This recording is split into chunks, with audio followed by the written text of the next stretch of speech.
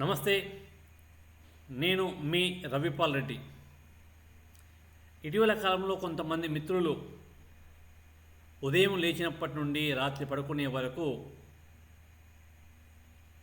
రెడ్డి వారి మీద మాట్లాడము, వారి మీద నిప్పులు కక్కడము, వారిని అన్నాన్ని మాట్లాడము, మనం కనీసం చెప్పడానికి కూడా నోటితో రాలేని దూషణలు చేస్తూ ఉన్నారు. ఉదయం లేచినప్పటి నుండి రాత్రి పడుకునేందుకు అదే పని, రెడ్డి వారిని తిట్టాలి తిట్టాలి తిట్టాలి, అది తప్ప వేరే ఆలోచన లేదు, వేరే పని లేదు. నిన్న మొన్నటి వరకు అందరూ కూడా కలిసిమెలిసిగా ఉన్న ఈ తెలంగాణ సమాజంలో కొంతమంది నాయకులు తమ యొక్క స్వలాభం కోసము, తమ యొక్క రాజకీయ లబ్ధి కోసము కులాల మధ్యలో కుంపటి పెడుతూ ఉన్నారు. నిన్న మొన్నటి వరకు అందరూ అన్ని కులాల వారు కలిసి ఉన్నారు. కానీ ఇటీవల కాలంలో రెడ్డిలను బహిష్కరించాలి, రెడ్డిలని మొత్తం ఊరు నుండి తరిమి కొట్టాలి, ఇంకా నోటితో చెప్పలేని మాటలతో కొంతమంది అంటూ ఉన్నారు. 10 మందికి సహాయం చేసేవాడే రెడ్డి, 10 మందిని ఆదుకునేవాడే రెడ్డి, అందరినీ కలుపుకొని వెళ్ళేవాడే రెడ్డి.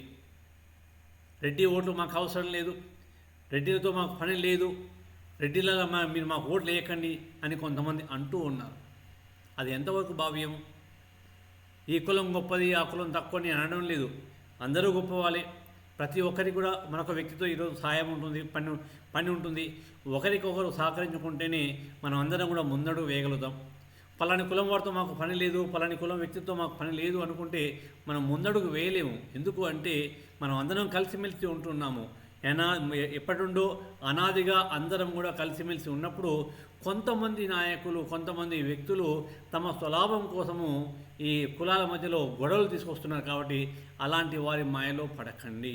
బీసీ మిత్రులారా, ఎస్సీ ఎస్టీ మిత్రులారా, ఓసీ మిత్రులారా, అందరూ కూడా ఇలాంటి వారి మాయలో పడే ప్రయత్నం చేయకండి. కొంతమంది నాయకులు రెడ్డి ఓటు మాకు అవసరం లేదు, రెడ్డిలతో పని లేదు అని అంటున్నారు. అదేవిధంగా మీరన్నట్టే మన యొక్క అపోలో సంస్థల అధినేత ప్రతాప్ రెడ్డి గారు అంటే ఈరోజు ప్రతాప్ రెడ్డి గారు యొక్క సంస్థలో దాదాపు 42,500 మంది వివిధ డిపార్ట్మెంట్లో పనిచేస్తున్నారు.